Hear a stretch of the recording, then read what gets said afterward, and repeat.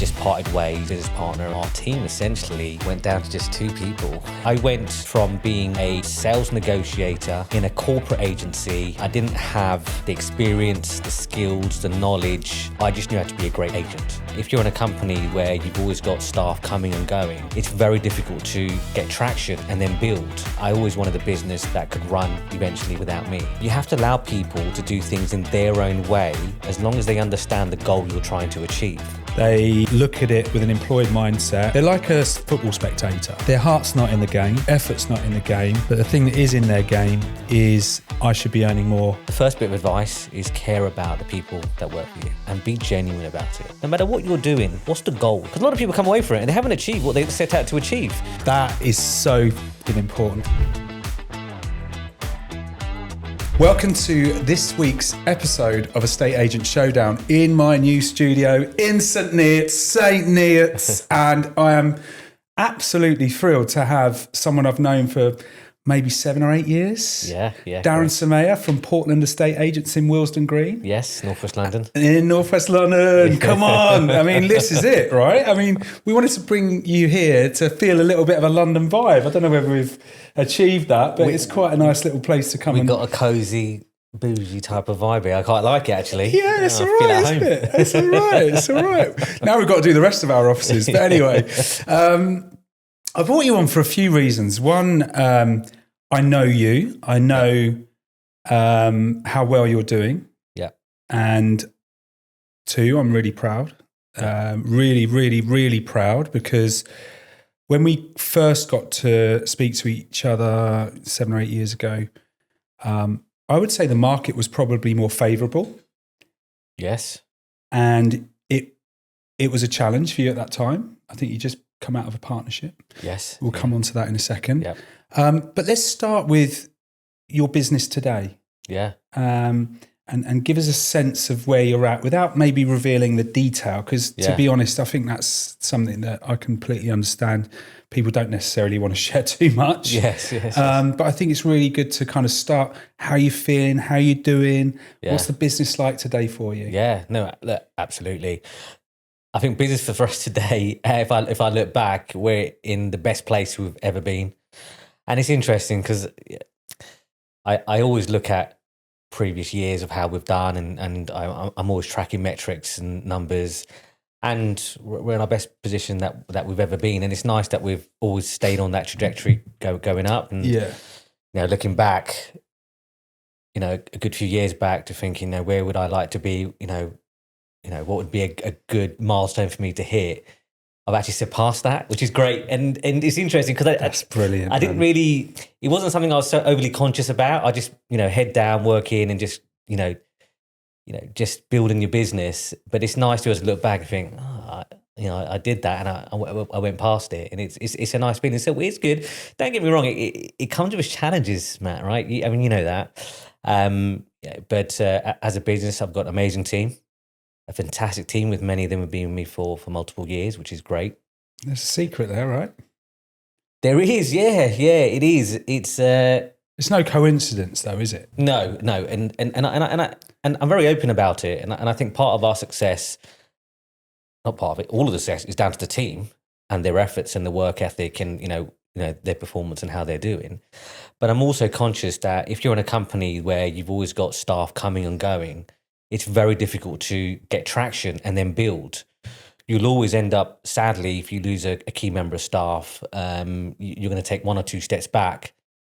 By the time you get going again, that will take time. In a single office business, yes, 100%. Yes. You're one person going with any quality. Correct. Is 2 steps back. Yeah, and that's it. And I think that's been part of the success is, having a great team, and they all feel part of the journey. And that's something that I've always wanted to embed in them, right? This is not just about coming in and doing your role, 9 to 6. Actually feel like, everything you're doing here and what you've achieved is part of the bigger picture for the brand and for Portland. And they all feel that, we look back and think what we've achieved, and, they've all got their own individual successes. So, I talk about, we're in the best place that we've been ever. but then on an individual basis, they can all say very similar things. Wow. So, it's nice. Again, that's no coincidence, is it? Yeah. If they're achieving their goals, you're achieving yours. Correct. And that's always been the foundation for me. And because I've always known that, the team just working well and achieving their goals professionally, but I'd also personally as well, right? My team, and I've got to know them obviously, and I understand what's important to them even outside of work and the sort of things they're trying to achieve, whether it's buying their first property or having, being able to go away on holidays or just doing anything, certain milestones in life. And I'm able to see that they're able to, they have achieved that. How does that make you feel? I think for me, I love being an estate agent. Sadly, I'm not so much an estate agent anymore because I'm more of a business owner now. But my purpose is very much switched to my team and making sure that I do everything I can for them to be able to hit their goals professionally and personally. And when they do hit them, it's a great feeling. Yeah. And when I look back, my style of management is changed dramatically. I think, I connected with you at the right time. I'll never forget that one of the conversations we had on the phone. Yeah. I was driving in an area probably a few miles away from where we are. Yeah. And I remember hearing your voice. Yeah. Do you remember that?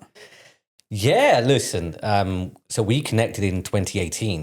Was that 2018? It was 2018. So I just parted ways with a business partner, and our team essentially went down to just two people. It was me and Andrew, who's been with me from the beginning. And I had to find a way to build a company the right way. And interesting, I don't use the word rebuild because I never built it properly in the first place. Yeah. And I acknowledge that. I made a ton of mistakes in my first few years. And, that's natural, right? I went from being a sales negotiator in a corporate agency. Yeah. I was never in a position of leadership management. So I didn't have the experience, the skills, the knowledge to lead and manage people, recruitment, all that sort of stuff. I just knew how to be a great agent. Yeah. Great and you estate really agent. were. I remember talking to you. That was not the problem, was it? For me, that's not the problem. No. I knew how to be successful in agency and the power of building amazing relationships with people. Yeah. And that's also part of our success is, I've still got the same clients I have from when we first started the business. Yeah. And that just goes to show those relationships, they're real. And you have to maintain them, you have to work on them, and you've got to deliver as well, right? But yeah, so we had some hard times, and what were those hard times? Because I think one of the big reasons for me inviting you on, and is to inspire people that were probably where you were. Yeah. And I believe more people are in that spot now than they are in the spot that you're currently sitting in. Yeah. And that's not about bragging. It's actually the whole idea of this podcast is I get to meet so many different people at so many different stages, from self-employed agents literally just launching, to the likes of Peter Knight and Peter Rollings recently, to prehistoric, fantastic leaders, but they Pistol Pete and Peter Knight. It was just a brilliant conversation. Yeah. And I took so much away from that. And I feel the same when I'm talking to people that are doing really well. And I'd say you're under the radar somewhat. And that's because I know why. Yeah. Because that's your character, and I love that. But I feel sometimes we don't necessarily look back at how far we've come, and I wanted this to be an opportunity to do so. Yeah, it's nice to talk about the journey, and it's obviously easy to talk about it now, seeing how far I've come, right? And as I said, I went from a sales negotiator to owning a business, running a business, and I had a business partner. And like anyone, when they first start a business, it's full of energy, determination, grit, hunger, like you're just going for it. And, where we were a few years into the business probably wasn't where we would hope to have been. And that can put pressure, right? It can put pressure. And sadly, running a business and being a business owner and sacrificing what you may have to sacrifice isn't for everyone. What sort of sacrifices? Financial sacrifices, right? yeah. Time. Yes. Relationships with your loved ones. Yeah. That goes into time because you're not having the time that you usually would spend with them. You know, you're not clocking off at 6 o'clock and forgetting about the office. No, you don't really switch off.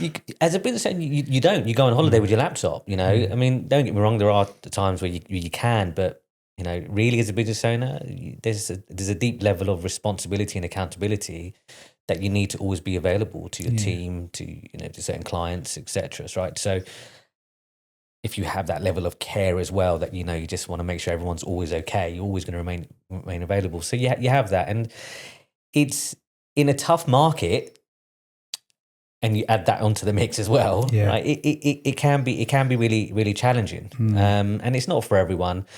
And, you know, when we made the decision to part ways, I took it as an opportunity just to restart. Start again. Yeah, I always had that determination, I think, for me, when I put my mind to something and I want to do it, and even more so when people probably don't think I can do it, gives me even more determination to do it. And I just have a level of self-belief, and I think that's really important. Yeah, you've got to back yourself. I always knew how to be an agent. I didn't quite know about leadership, recruitment, management, and how to look at it. And you know, when I look back, even if I had learnt management, I would have learnt it the corporate style. Yeah. And that is also not... You've got to unlearn that to a degree. Yeah. And looking back, number one, that's not my natural style. And number two, that style doesn't work anymore. I mean, there might be some elements that are good, but not that are probably not.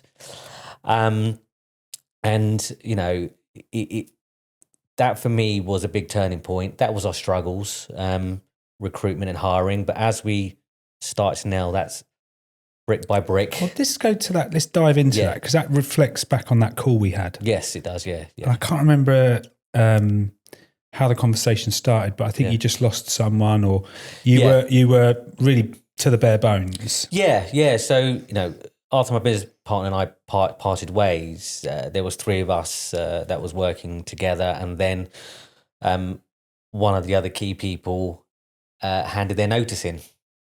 And she was also quite an important essentially, when you're just down to three people, I mean, everyone's got to play an important part, right? And then she handed a notice in. And look, I get it. She done the right thing for her at that time. Did she move on to another company, or was she moving out of the industry? Yeah, she not completely in property, but more looking. I can't remember exactly what role it was, but it wasn't in the estate agency. It wasn't property management related. How did it feel when you got that sort of notice given to you? At that time, it felt like a gut punch to me. Yeah. And probably my hardest and lowest point. Yeah, I remember. And what did it make you think, though, at the time? What was going through your mind? Look, the initial reaction is it's just like, where do I go from here? Yeah. Right. It was like, I was in that position. It was difficult to remember truly. Yeah, it was a hard position to be in. I think it was a hard position to be in, and I was like, where do I go from here? How do I put this back together in the right way? And you know, going from 3 down to 2. I mean, that's when you and I connected. And you know, as I said, the biggest challenge is making sure that we hire the right type of people for the organisation. It was a lesson, wasn't it? Do you remember? It was the best lessons are badly wrapped. Yeah, I mean, look, if that never happened, I wouldn't have learned what I've learned. Right? Growth is uncomfortable. People make me laugh. They want growth, but they don't. Yeah, they want it easy. Yeah, like there's no easy is comfort. Yeah, comfort is not courage. Yes. So what they do is they shrink their box. They end up kind of, you know, withdrawing, when challenges occur. Yeah. They withdraw. And that's the opportunity to expand. Yeah. And it's difficult to think that way at the time. But I've lost loads of people over the years. Yeah. I'd say a handful I didn't want to lose. The majority we should probably look back and think we didn't hire them in the right way in the first place, And I think as you go through the years of business, how you hire people, how you attract people changes. Yeah. And it wouldn't change if you weren't willing to take the lessons on board. Yeah. And that's what you did. Yeah. I also think is important because sometimes you find people that face these challenges but then don't take the right steps to help themselves get out of it. Yeah.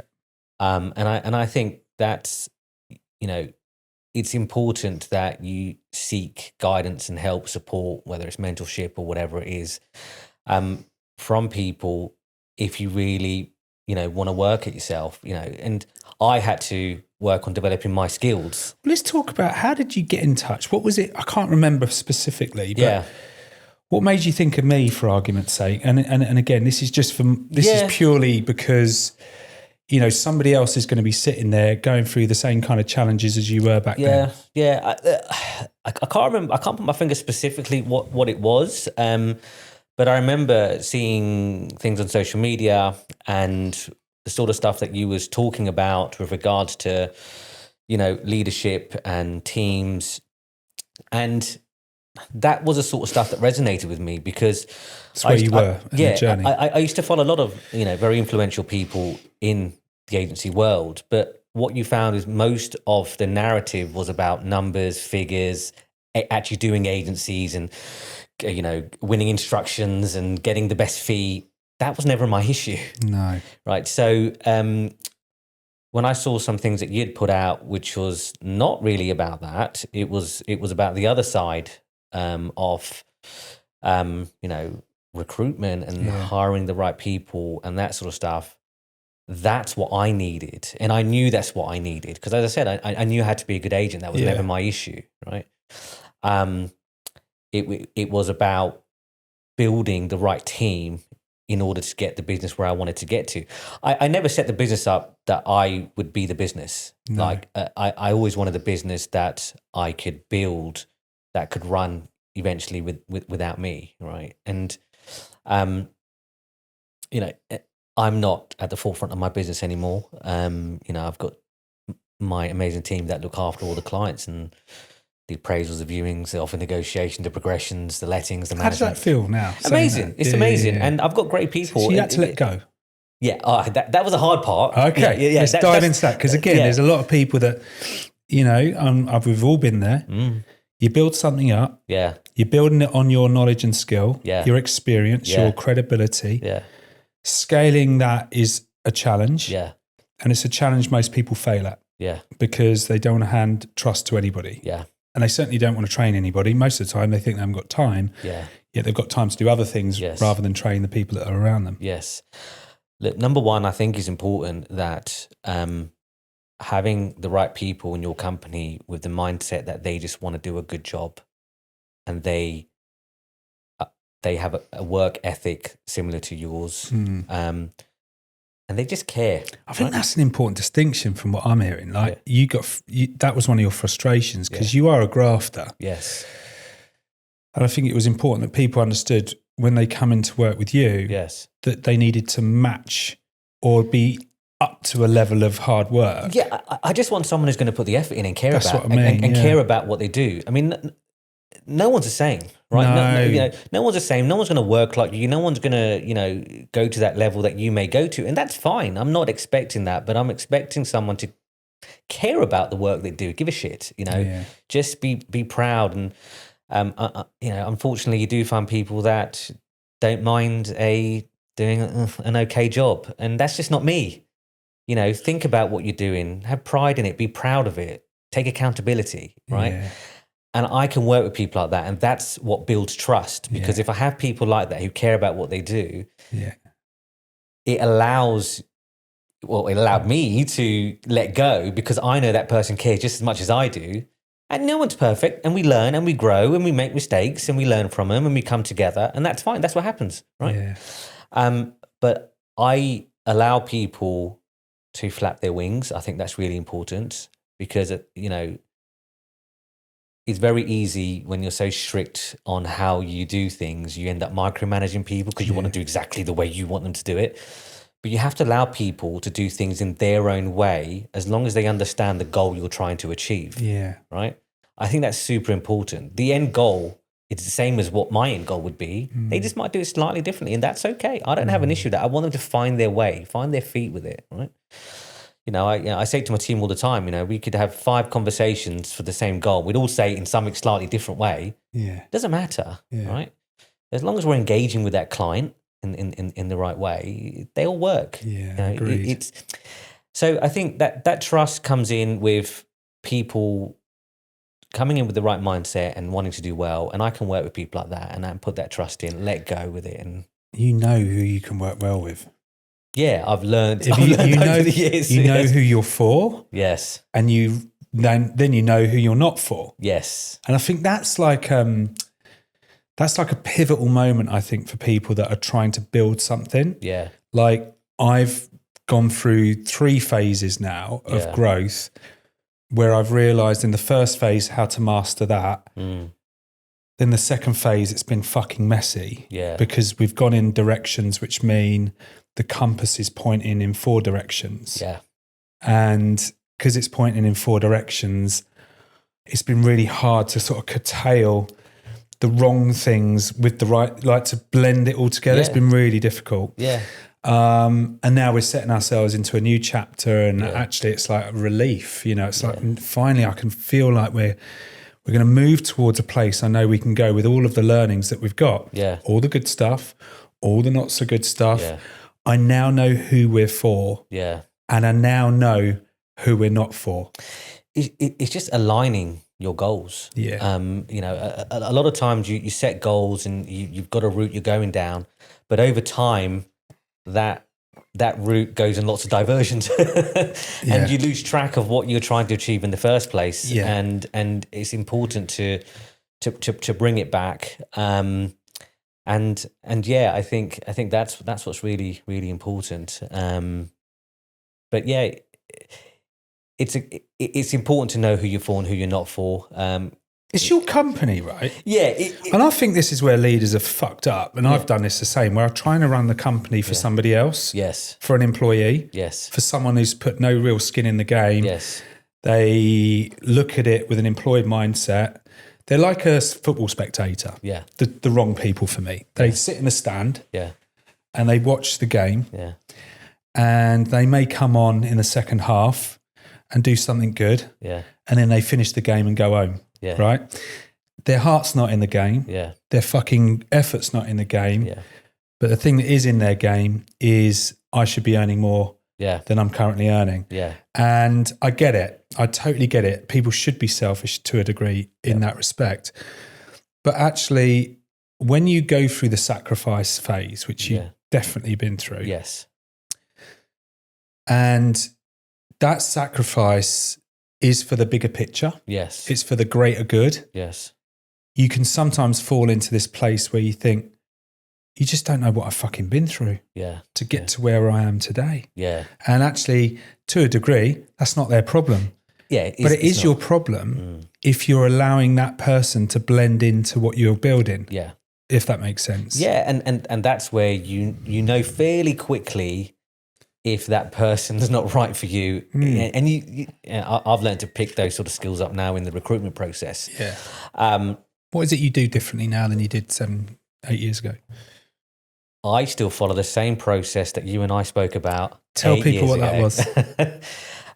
So my process is if someone applies and I like their application, cover letter, CV, etc., I jump on a quick call, 10, 15 minutes, maybe 20, depending how the call goes, and we just see if we vibe.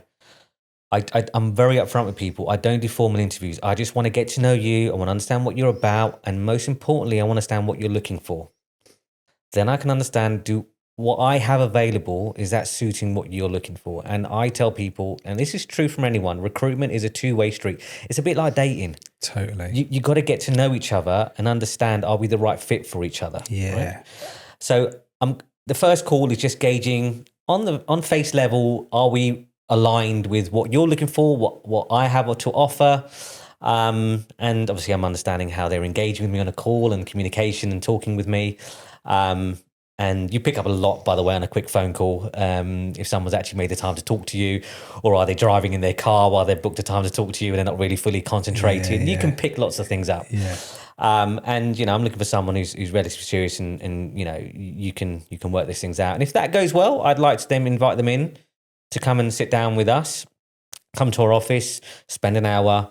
They have a chat with me and, sometimes a colleague of mine in the company, depending on what position they're going to be going in. And again, nothing formal, just a chit chat. And we go just a bit more deeper and allow them to ask questions. And it's a very open conversation, a bit like what you and I are having today. We're just talking about things, what they're after, what's their goals, what they really want to achieve. I want to know the real reasons why they're leaving or left their previous employment, because you never really get told the truth from a recruiter. No.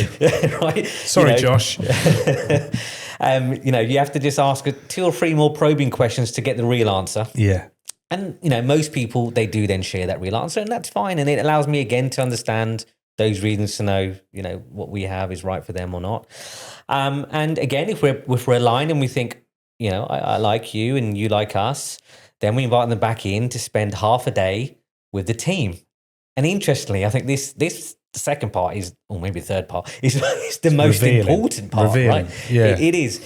And the beauty of this is they spend 3 to 4 hours, and it's not to do any work. They're not being tested on a phone or systems or write emails. None of that.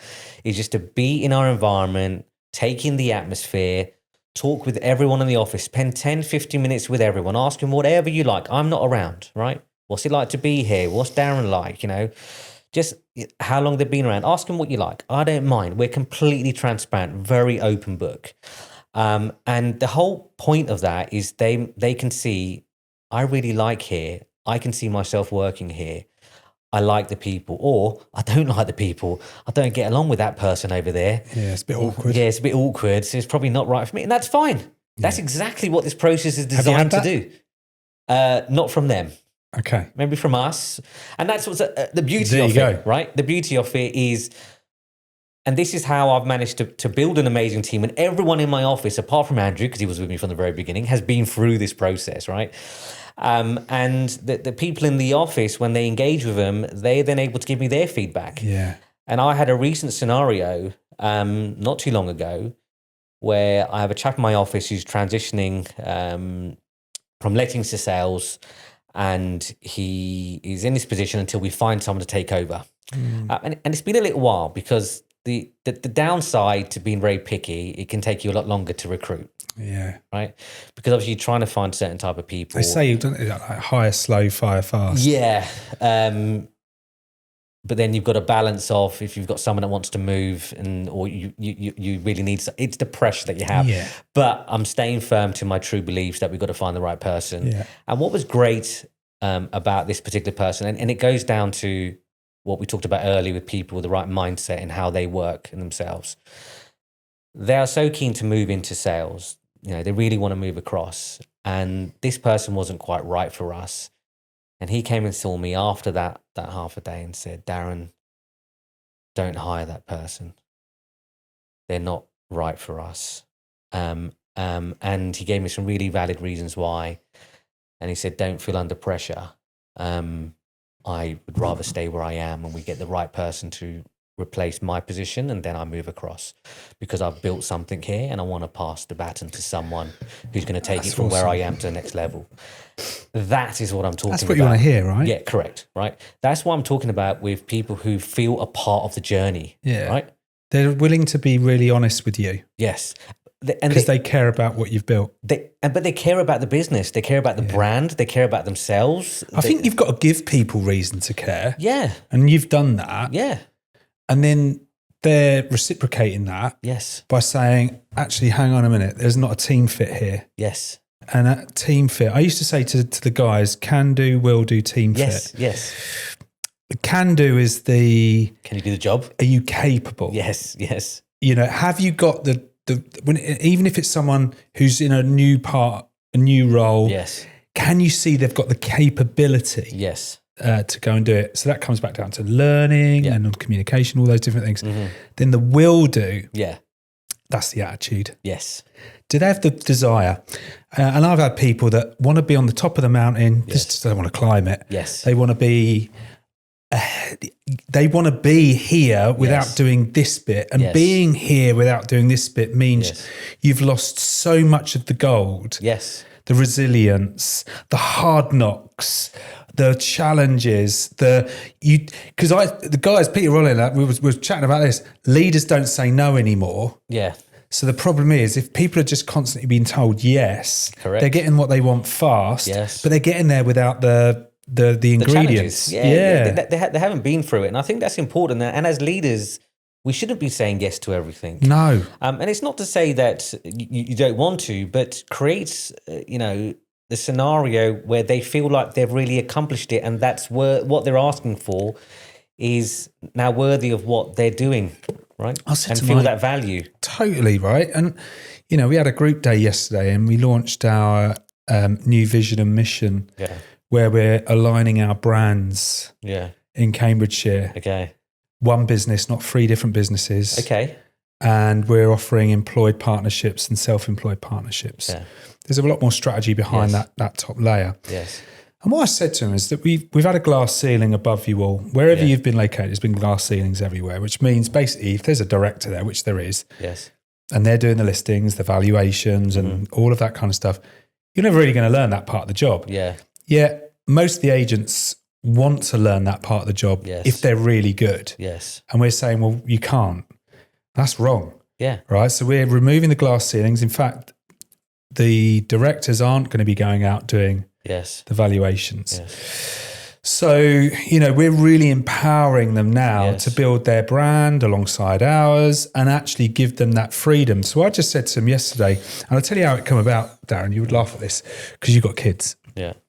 Ollie Henson said, do you remember this, Ollie? Yesterday, he said his little lad was learning to ride a bike. And he said, I'm there behind him, holding on to the back of it. Yeah. And he hates it and he's not learning and blah, blah, blah, blah. And and all this kind of stuff. And I think we've been guilty of putting stabilizers on all of our people. Yeah. Yeah. And how do the best people learn, right? They've got to do it, right? How do you build confidence? They've got to do it. You got to do it. You've got These to do it. are the things that we're protecting them away. No, you can't. Because do you know what I mean? It's like, fuck's sake, that's not what we're about. It's so easy when someone has a challenge, I'll do it. That's what happens. It's too easy. That's exactly what happens. Yeah. He says, oh, don't worry, leave it with me. I'll do it. You're robbing them of a lesson. Yes. I'll have that difficult conversation with that seller or landlord. It's that's so important. And it's and maybe the leader's doing it for a couple of reasons. Number one, it's just easier for them to deal with it. That's what we set up. But number two is also they might have fear that it's not going to be handled in the way they might handle it. We're going to lose stuff. We might lose a business or lose turnover, profit. So how I deal with that, I actually talk through with my team. So if there's a challenge and they'll and I have an open door policy, they'll come and talk to me. Darren, this is what's going on with this client, this is the challenges we're facing. Right, we'll talk it through. Right, this is what may happen. This is where we're at. How are you going to approach it? What are you going to say? Okay, and then we talk it through. And it's not role play, but just talking the strategy through. Okay, and if they say this, how would you react? Absolutely. And you then they're coming away a lot more confident. I said, go and have a call, and then come back and talk to me. And tell me it went. And we do that over negotiation. Sometimes just off a negotiation where it's we've got to strategize a little bit. And now the team, and we talk about trust and how can they go and deliver. And, as leaders, we trust them to go and do that. But that's how, right? You allow them to come and ask questions. They all say, I'm so sorry, I got another question. I said, don't say sorry. I'd rather you come and talk to me. Let's hash it out. I'll be the hardest person. I'll be the hardest negotiator in the room, right? And if you can negotiate and make that work with me, this conversation is going to be a piece of cake for you. Yeah. That's why I love what you're talking about, because that story I was saying about Ollie and his little one. Yeah. It's like, if you let them cycle and fall off, soft ground. Yeah. They'll more and more and more and more, the quicker they will learn, right? And the quicker they'll build their confidence, and the quicker their confidence will grow, the quicker you can get them to cycle a bit further and everything else. And I think where we've gone wrong in maybe our industry, maybe across all industries, is we just constantly put stabilizers on people. Yeah. And actually, you don't really get to see potential. And then they don't progress, then opportunities go begging. But this is what it is. You're not challenging them, so they don't feel fulfilled. And people, whether they say it or not, they like to be challenged. They like to be pushed. You know, and honestly, if someone doesn't like to be pushed, they definitely won't be with me. But you know, it's people who with that type of mindset, they want to grow. Right, so they actually want to do it. Absolutely, they want to take something on a bit more juicier, or do things. You know, I've got managers in my team who sales managers and stuff like that, and and sometimes you've got to get difficult conversations, and they'll come up to you and say, "Oh, yeah, I appreciate you, letting me handle that and take it through." And I was like, I want you to get better at it. And when it first started, it wasn't that great. But neither was I. You talk about you're a great agent, not a great leader. Yes. How did you become a great leader? By learning how to fucking do it. Yes. And actually, most of the learning is done badly. Yes. Until you get it right. Yes. I want to take you back to, because you hooked up in a group that I set up in 2019, 2020? 2019. Yeah. Yeah, because it was the year, and I think our 11th or 12th session was as COVID hit. Correct, yeah, correct. What a group, looking back. Yes. We had some really great times. I should look forward to it, yeah. Every month, got together, shared experiences, gave each other confidence, elements of accountability, knowing where what you said you're going to do, you're going to come back to. But tell us a little bit about your journey into it, during it, and after it. So getting into it, I think you and I had a few conversations already with the challenges that we're having as a business and growing and that sort of stuff. And when you mentioned to me, this is what you're doing, I thought actually, it's, for me at that point was like the ideal step to jump into something like that. Because I now know there's 12 months, every month we're catching up, we're getting together, we can share our challenges, share where we're at as a business. I'm going to be surrounded by people, all different levels, because we are at all different varying levels, some bigger, some smaller, some similar. And, interestingly, everyone has similar challenges. And this is the thing as a business owner, and especially now as a sole business owner, it can get lonely at the top. Lonely, right? 100%. Right, you've got no one to lean on in that respects, who's got the skin in the game like you have, right? And it's very difficult and obviously as a business partner, you've got each other and that works and stuff like that, but if you don't, it is lonely. And that for me was one of the most important things of connecting with other business owners in that environment, and just being amongst different people. And I think that for me was one of the biggest things. And the journey through it, we learned some amazing skills and, through that. And obviously that was led by you. And it wasn't just about agency, it was about people. It was the whole spectrum. And again, that's what I liked. And I do come back to it, we talked a lot about client relationships and stuff like that. And for me, I knew the importance. I mean, I've built my business on the back of relationships. Like I said, I've got relationships that have gone years before my business. And I am where I am now because I've built those. It was always embedded in me, and that's just me as a person. I'm not a guy who burns bridges. Do you remember when you were kind of you would come to each month? And what I was really impressed with looking back is you always knew your numbers. Yeah. You always knew what your challenges were. Yeah. And you always knew what you wanted to take away. Yeah, correct. Right? Yes. And that's like 7 years ago, 7 years ago. Yeah. And I won't forget that. Yeah. It's no fucking fluke that you've gone on to do what you've done, which is double the revenue of your business in the period since we've done that work. But also looking around the group, the other ones that done the same thing have also done the same thing. Yeah.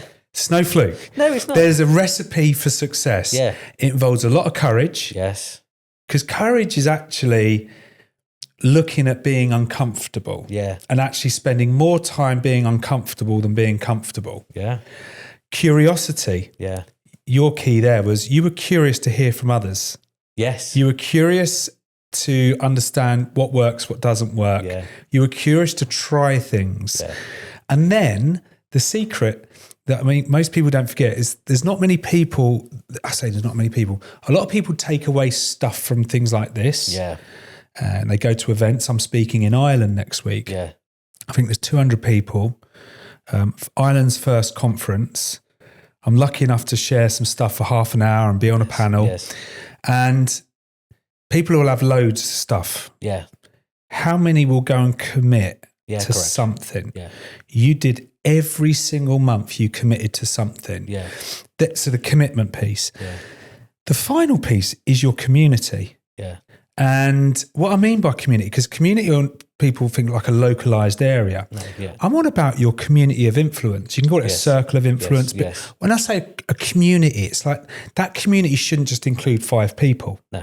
Like you talked about people that you were watching and learning, and they're part of your community, whether they're on social media, Yeah. whether they're another estate agent, Yes. whether it's, some of the guys that I'm seeing next week, Tom Panos, people like Yes. that. They are all that's all part of your community of learning. Yeah. So instead of staying in your little box in Willesden Green, which Yeah. you did 7 years ago, Yeah.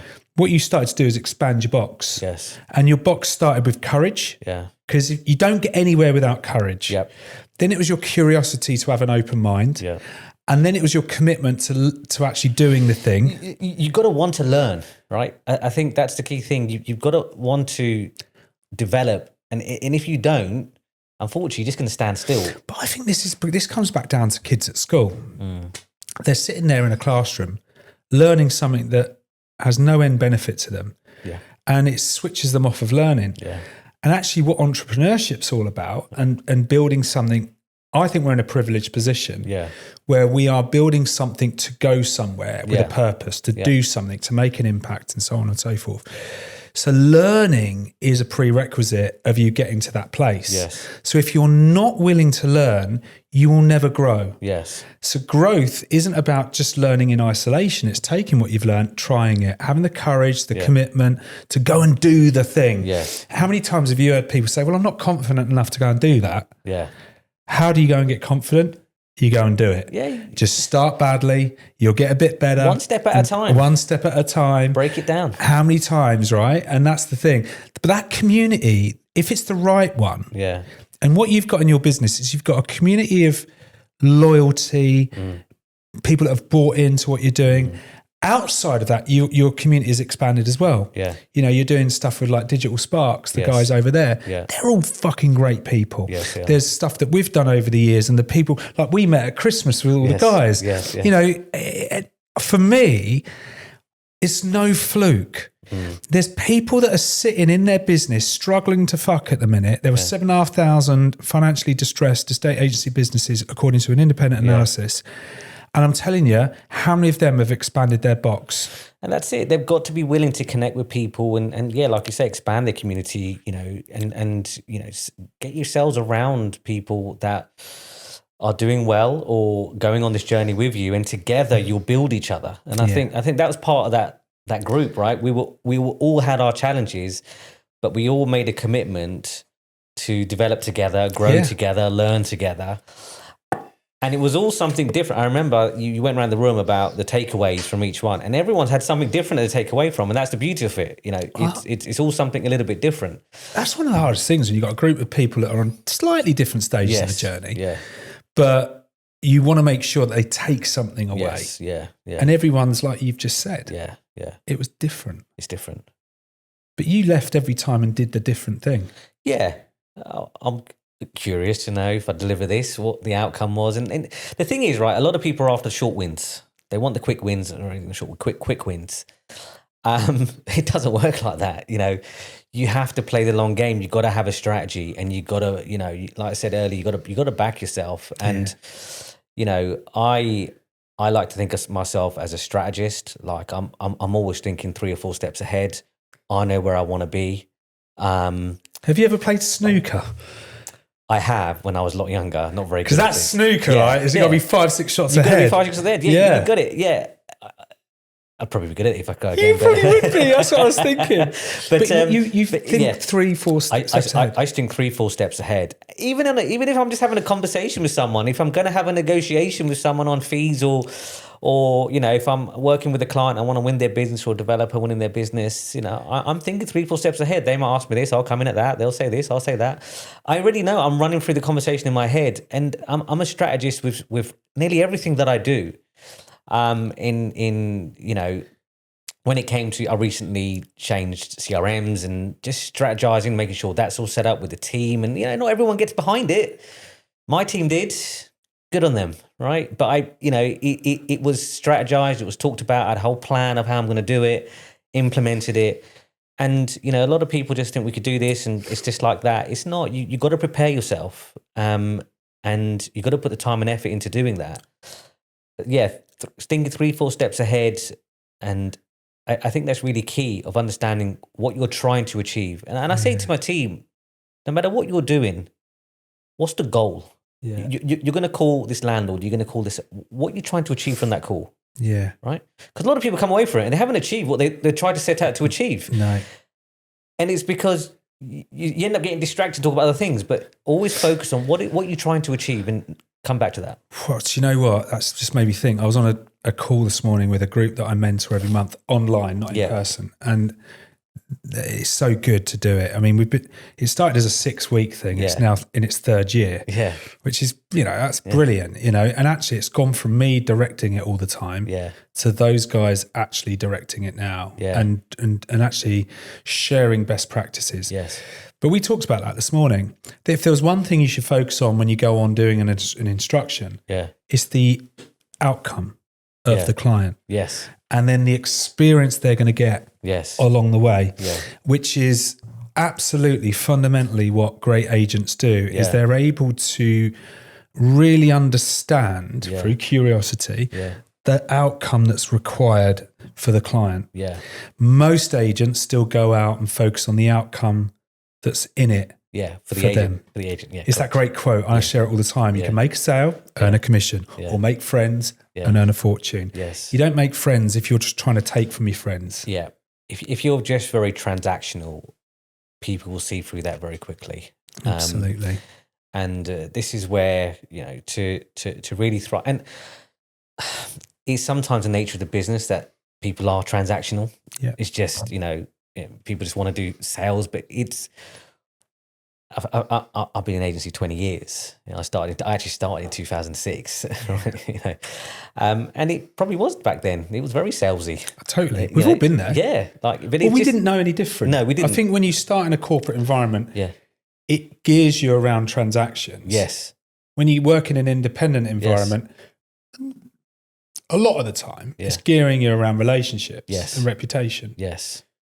Just on that, Darren, I want to sort of kind of really get some other pieces from you today, because I feel like, like I said, you're undercover. Yes. I have seen a lot more of your social media content, building your personal brand. Yes. And what you do, and I'm loving it. So if people want to follow Darren, hop onto Instagram, follow Darren Somaiya. And I'm really intrigued to know what's next for you.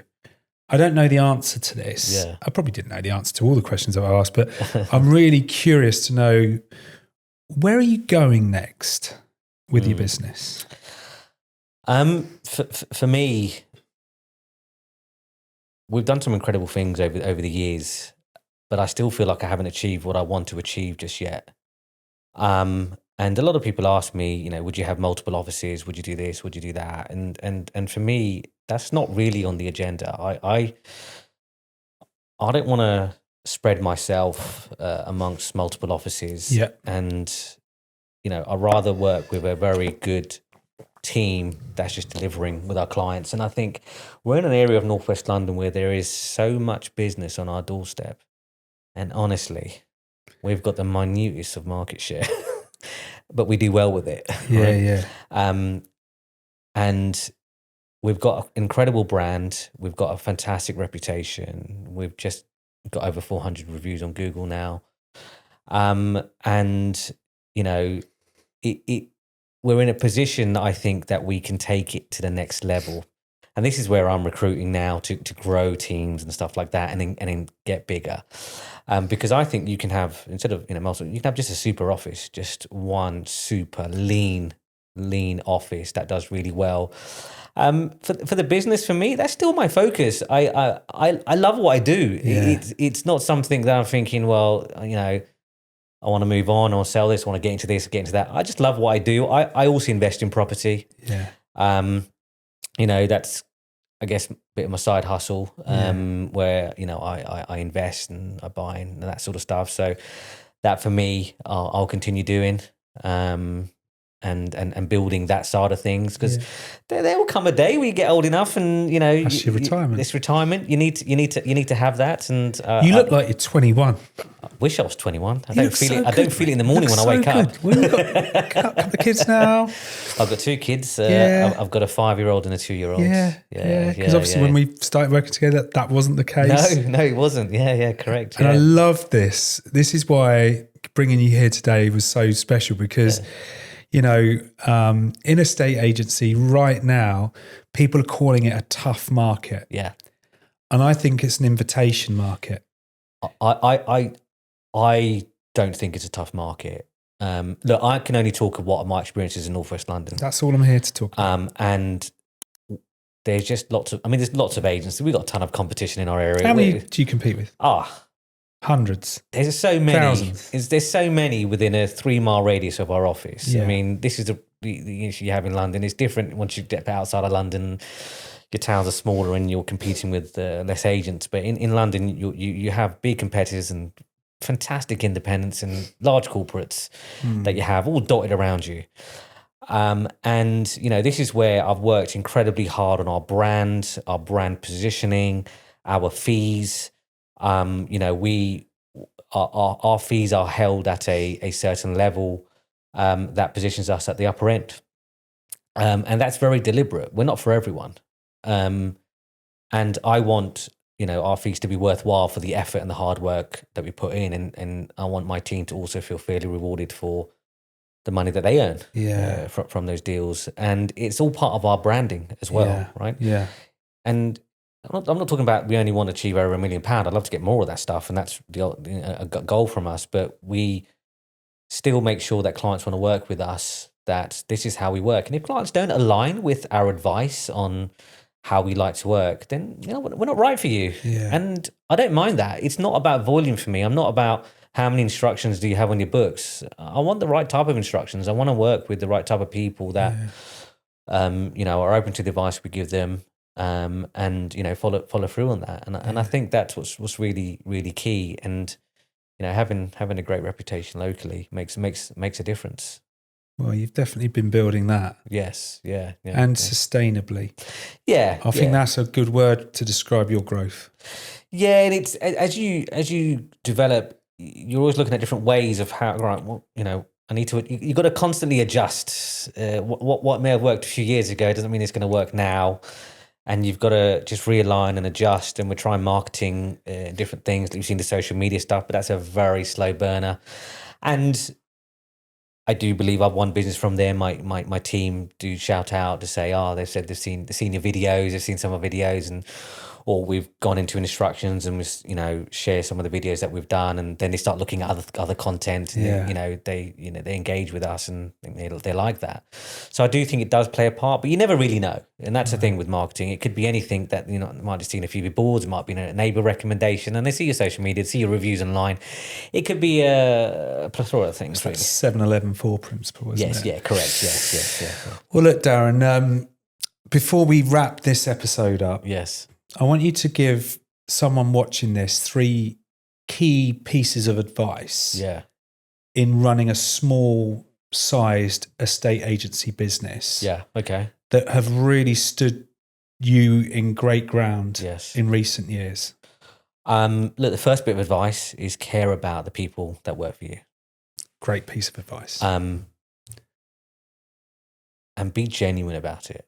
I care about everyone that works for me. I am there for them, right? And they all know that. What made you say be genuine about it? Because unfortunately, you do get people that are just not genuine, and they say it for the sake of saying it. But when it comes to actually showing that you care with your actions don't meet the expectations of what just come out your mouth. Fucking love that. But it's so true, right? Right. Like, you know, I hear people saying how much they love looking after customers, but they don't want to pick up the phone. Yeah. They don't want to deal with a problem, and they don't do anything different than the average estate agent. And you're like, well, you don't then, do you? It's just words. But I say care about the people that work for you, because people go through tough times in life. Yeah, 100%. And, you know, as much as people are there to work and what's happening in their personal life is completely separate, it's not always separate. It affects them. You got to remember, people probably spend more time with each other and their work colleagues than they do their loved ones at home. And naturally, sometimes what happens, it does come into the workplace. And what people want is a supportive leader that they know will be there for them if they fall themselves in that time. And that's probably, you know, a part of what people would also see in me. Yeah. You know, when things are great, it's great. Yeah. It doesn't always go like that, you know. And I think be there, so care about your people. I think that's number one. Number two, really work on recruitment. If you're growing a small team, a lot of people, and like I did many years ago, lack the skills in recruiting, relying on just recruiters to put people in front of you, relying on what you're being told by those recruiters, and you know, having a meeting with someone, like them, when can you start? Yeah. That's what I used to be like. Gut feel. Yeah, your gut feel. Yeah, you look great. Yeah, I think you'd be great. When can you start? And Master recruitment. yes, You always be recruiting. yes, and always when they I've look never at. found a really great person that doesn't add value. Yes, they're great. They do. know? If you've got good But people, what happens is a lot of us have, over the years, a lot of people tend to recruit when there's a hole, yes. a vacancy. Yes, but it is difficult in Great small bit. companies, because if you're in a larger organisation, you can always have your feelers out there open. But for example, if you're in a small company and then I'm going to stretch you here. go on, You just said there's room to grow. yes, You know the value of a good person. yes, Can they return their value in year one? Yes or no? yes, That's why you should keep doing it. yeah, yes, you're true. You're pushing me there. I'm pushing you because I see a man that many estate agents in that area should work for. Yes, And that's why I'm pushing you. yeah. If I didn't think that, I wouldn't push you. I know without a doubt that anyone who works for me will be successful. Right. Well, you're then holding back giving other people that opportunity. Yeah. Just think about it. But I love the answer, which I hope you don't mind me doing that. I need a bigger office, Matt. Well, do you know what? Get a bigger office. The thing is, you're on a trajectory which you've built with solid pillars, Yes. not sand. Yeah. Big difference between the two. Correct. What's your third one? My third one is keep self-developing. That is so fucking important. Tell us more. Tell us why. Look, I may have achieved what I achieve, but I consistently work on myself. I'm always looking at, and I'm reading or listening, and even stuff like podcasts. It doesn't have to be, you don't have to. It's your first one today, isn't it? Yeah, I've never done something like this before. Where it's, a conversation like this. How's it been? It's been great, and it's nice to talk about it actually, because you don't always get this opportunity to talk about it. I mean, I mentioned a little bit about culture in my previous social media post, but actually get to the more deeper levels of things, and I think it's nice to be able to share it, and it's nice. Look, I'm a guy who likes everyone to elevate themselves, right? Yeah. And I'm not Abundance. Like if I see Agency Marriage just started, I'd rather support them. Yeah, abundance, man. Even though they're my competitors, I still want people to do well, and this is my nature. That's why more people should work for you or with you. Let's call it with you, because you do work with your people. Yes, I do. Yeah, I think that is a really cool way. Yeah. Self-development has got you to where you are, and it will take you to where you're going. Correct.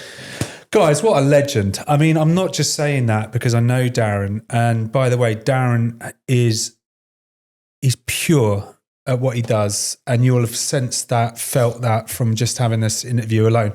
And these are the kind of unfiltered conversations that I'm really looking at, because you know, sometimes looking at people that have grown these multi-million pound businesses who are crushing it, apparently, they've got no fucking life behind the lens. This guy's real. He's got a family. He's gone through massive changes, challenges, and he's walked right the way through the storm and come out the other end. And if you're watching on that camera, fantastic. What a guy. Follow Darren Somaiya on social media. Hook up with him. If you're in that Willesden Green location and you're thinking, I like the sound of this guy, get in touch. Yeah, reach out to me. I'd love to connect with people. Thank you so much. Thanks for inviting me. Good to see you.